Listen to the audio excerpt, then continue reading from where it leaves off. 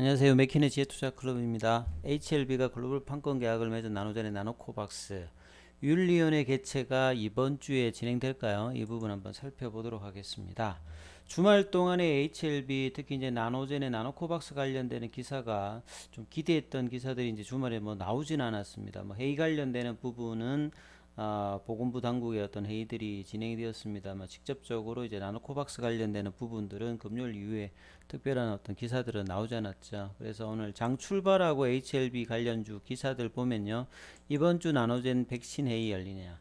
요게 이제 회의가 윤리위원회라 보시면 됩니다. 그래서 이 9월 초에 중간 데이터 가지고는 보호 효능이 증명하기 힘들었는데 그 뒤에 이제 확진자들이 최근에 이제 늘어났기 때문에 이 부분에 대한 어떤 요구를 11월 중순 이후에 했고요. 그래서 그 회의가 11월 말일이 아니라 이제 지금 12월 중순 정도에 열리는 어떤 기사들이 나왔던 부분이라 보시면 되겠죠. 요것도 뭐 언론에서 나왔다기보다는 베트남 보건당국 어떤 관계자에서 이 회의 관련되는 부분을 언급했기 때문에 자, 이 부분들이 열리는 것이 이번 주 HLB 관련 그룹 주가에서 가장 뭐 중요한 어떤 이슈가 될 거고요.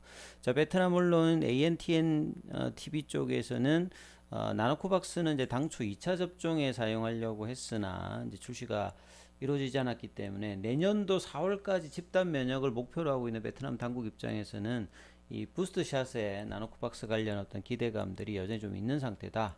어, 그리고 이제 HLB 생명과학도 관련 내용이죠. 그래서 그 내용으로 기존의 어떤 이야기들이 계속 이제 국내 언론에서는 반복되는 어떤 기사들입니다. 이 미디어로 보면 새로운 것보다. 그리고 이제 G3BNT에서 사명이 이제 HLB 테라피틱스가 바뀌었던 부분, 뭐 그래도 최근에 이제 이 부분 때문에 흐름이 좀 있다가 오늘은 한 6% 가량 조금 급락으로 좀 내려왔죠. 그래서 HLB 제약도 오늘은 한 3% 넘게 하락하는 모습. 전반적으로 HLB 관련주들이 하락을 또 오늘 월요일부터 좀 나오는 모습이었죠. 그래서 보시게 되면 모두 하락세, 낙폭 뭐 이렇게 넥스트 사이언스도 뿐만 해서 다 빠졌는데요. 자, 현지 관련되는 오늘 나왔던 기사들 한 꼭지 한번 전해드리면 이 백신에 관련되는 미션 이 부분들이 새롭다기보다는 계속 이제 그러한 어떤 회의를 개최하는 상황이니까 언론에서 나오는 내용인데요. 내용을 좀 보면 이렇습니다.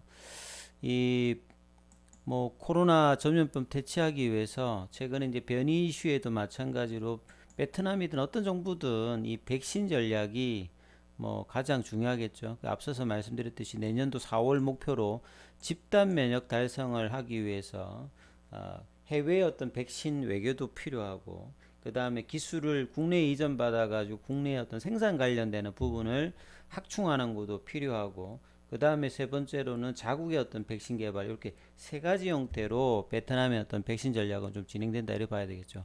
그래서 가능한 한 빨리 백신을 생산한다는 부분들은 이 부분들을 다 좀 포함하는 개념이라고 보시면 될 것 같습니다. 그래서 코로나 관련의 백신은 가장 근원적이고 뭐 장기적인 해결책이다. 그렇기 때문에 뭐 정치국, 사무국, 정부 이 모든 이 부처가 이 백신 전략의 어떤 시행을 포함해서 전염병 예방이나 통제 작업을 예측하고 종합적으로 뭐 지시를 하고 있다 이런 이야기들이겠죠. 그래서 보건부 계산에 따라서 이제 베트남 전체 인구의 현재 70%를 주사하기 위해서는 한 1억 5천만의 분량의 백신이 필요하다. 요 기사가 나오기 이제 지난주 이제 후반에는 뭐 백신이 충분하다. 일단 당장에 이제 뭐 그 12월 말까지 하는 거라든지 요런 부분들을 베트남 차관이 또 이야기한 부분이 있습니다. 근데 이제 WHO 입장에서 보면 이 코로나 같은 경우가 백신을 뭐 한 번, 두 번 맞으면 끝나는 게 아니라 지금 변이가 계속 생기면 계속 백신을 접종해야 되는 상황이니까 전 세계적인 어떤 백신 공급이 계속 부족합니다. 그러니까 이 뭐 동남아시아라든지 아프리카라든지 이 변이가 나타나고 있는 부분의 공급은 계속 이제 부족한 상태라고 봐야 되겠죠. 그래서 외부에서 이 백신 공급에 접근하기가 힘들기 때문에 자국의 어떤 백신 연구 개발 추진하는 것이 이게 단발성이 아니라 상당히 뭐 중요한 부분은 계속 이제 인지를 하고 있는 거죠. 그래서 베트남에서도 백신과 치료제를 생산해서 전염병을 적극적으로 예방하고 효과적으로 통제하고 예산도 좀 뭐 전략하는 부분들이 있고, 그다음 베트남이 이제 다국적으로 이제 다년간 의약품과 백신의 연구 생산의 결과를 바탕으로 해가지고 하고 있는 부분이기 때문에요. 이런 어떤 자국의 백신들도 상당히 뭐 중요할 거고요. 그래서 정부가 올해 초부터 이제 백신 전략을 전개해서 작년에 이제 뭐 베트남에서 이제 재정 지원했던 부분들, 이런 부분도 향후에 좀 줄여야 될 거고요. 정부가 이제 국내 단위로 백신 연구 개발을 독려하기 위해서 백신의 연구, 기술 이전, 국내 생산 이런 걸로 강력하게 지시를 뭐 1년 내내 지시하고 있습니다. 그래서 정부는 국내 백신의 조기 공급을 위해서 유리한 조건과 조성함과 동시에 백신 생산 기술의 이전을 방해하는 행정 절차를 최대한 줄여서 국내 제품을 하루빨리 얻을 것을 요구한다. 그래서 정부는 계속 독려를 하고 있는 거죠. 그래서 자국의 베트남 백신 연구를 하기 위해서, 개발하기 위해서 총리, 과학자, 그 다음에 나노젠 같은 기업체들이 노력을 하고 있습니다. 그리고 베트남의 백신 제조 산업은 백신에 대한 연구, 테스트 프로세스를 단축하는 역사적인 나날을 보내고 있다. 빨리 좀 승인을 해야 되겠죠. 그래서 베트남은 이제 과거에 이제 백신 연구 생산 경험이 많기 때문에 홍역이라든지 뭐 디프테리아, 파상풍, 뭐 백일의 소아마비, 간염, 뭐 이런 어떤 백신을 자체 생산을 해왔고, 이런 부분에서 9개의 어떤 백신을 긴급 승인했는데 그 외에 나노코박스의 나노젠 나노코박스라든지 그 다음에 코비박, 여기는 지금 임상 3상이 중단되어 있는 상태죠. ARCT 1호사가 이제 빈그룹의 부분인데, 요게 이제 12월 중에 중간 결과 발표해서 긴급 승인을 앞두고 있습니다. 그 다음에 뭐그 러시아의 스푸트닉 관련되는 부분들 이렇게 계속 진행되고 있는 상황이죠. 그래서 이제 WHO는 이제 델타뿐만 아니라 오미크론 관련해서도 근본적인 해결책이 여전히 이제 백신이다. 그래서 뭐 어린 연령층에서도 기본 예방 접종을 하고 성인의 추가적인 어떤 접종을 계속 이제 이야기를 하고 있기 때문에 자국 백신을 갖추는 것이 백신 수급에 상당히 중요하겠죠. 그래서 베트남은 내년도 4월 달까지 전체 70%가 예방 접종을 받고 집단 면역을 좀 달성할 수 있는 목표를 제가 또 발표를 하기도 했죠. 그래서 12일 현재 보면 한 1억 3천만 회인데요. 1차가 성인 기준으로 한 97%, 2차가 한 70%. 그래서 전 세계 랭키를 보면 베트남이 전반적으로 뭐 나쁘진 않아요. 그리고 청소년층에도 지금 한 500만 1차 접종을 했고 2차는 이제 10% 이상을 했습니다. 그래서 최근에 또 이제 오미크론에 이제 겨울철 나다 보니까 일일 신규 확진자 수가 베트남이 12일 어제 기준으로 14,638명 정도 나왔거든요. 그래서 사망자도 지금 급증하고 있는 상태이기 때문에 호치민시는 이제 3차 접종을 베트남 전체에서는 이제 먼저 시행을 하고 있지요. 그래서 이런 부분들이 있는 상황이다.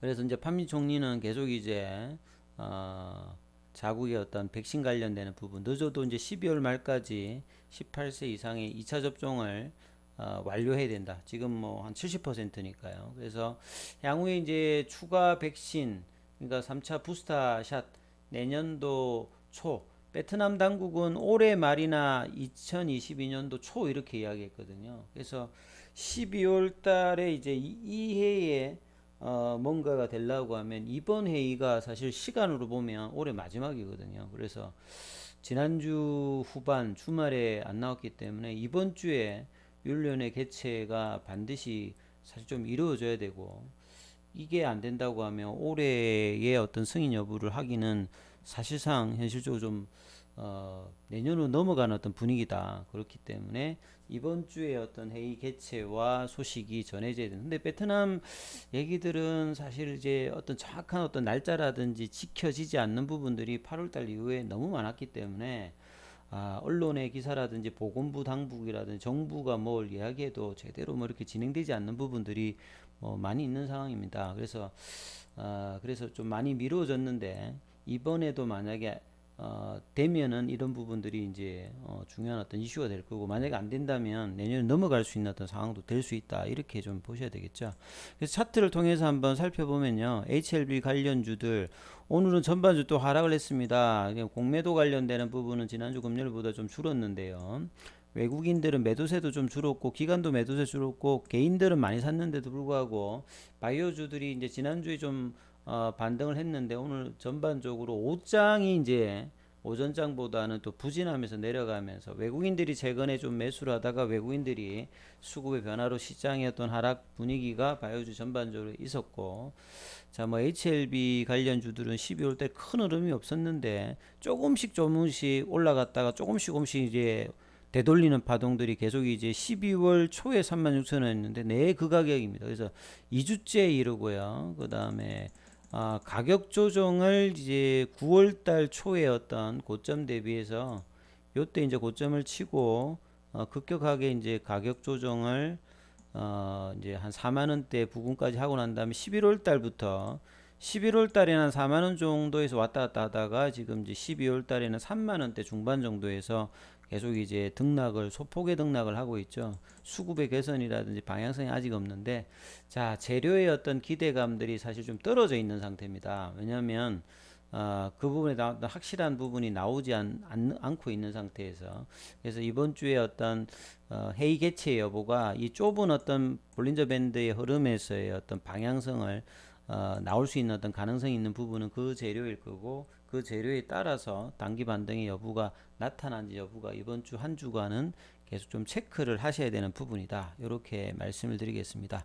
자, 좋은 결과 있기를 기대해 보도록 하겠습니다. 여기까지 하겠습니다.